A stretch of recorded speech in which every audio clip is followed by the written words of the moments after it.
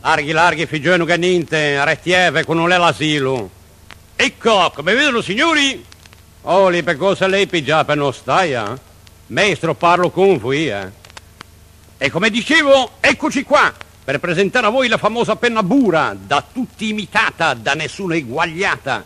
Scriva tutti i modi, per dritto, per costa, per traverso, senza inchiostro, senza sfera, senza serbatoio e senza pennino. La penna del miracolo, la più grande invenzione del secolo, la penna del mistero, l'ultima affermazione della scienza al servizio dell'industriale, dell'impiegato, dell'operaio, al servizio dell'intera umanità.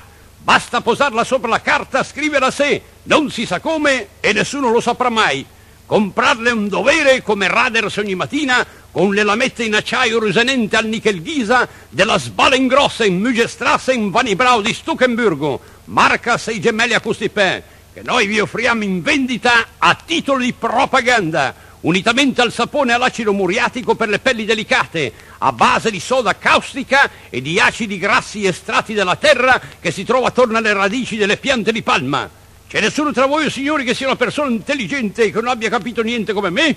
Chi la vuole, alzi la mano. Benissimo, una lei, una quel signore, una quest'altro. Questo significa saper spendere bene il denaro, curare i propri interessi.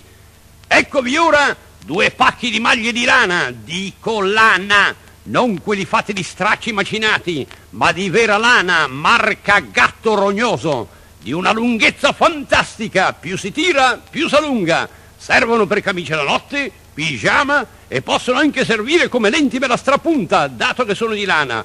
Provi a tirare, tiri questa manica, vada in quel portone che io sto qua, osservino la bontà dell'articolo. E stecchio le così scemo non canava da voi.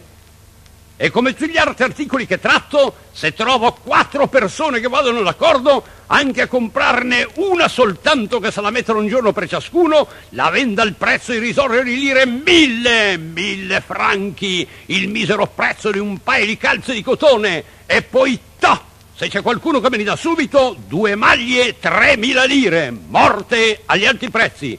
Questo tipo di maglia standard, andate a cercarle in qualunque negozio e vi risponderanno picche. Nessuno si muove? Allora mi mescio mica lo medesimo. Ma come? Non avete soldi per lasciarvi scappare un'occasione simile? Domani mi cercherete e mi sai io quinto brasso.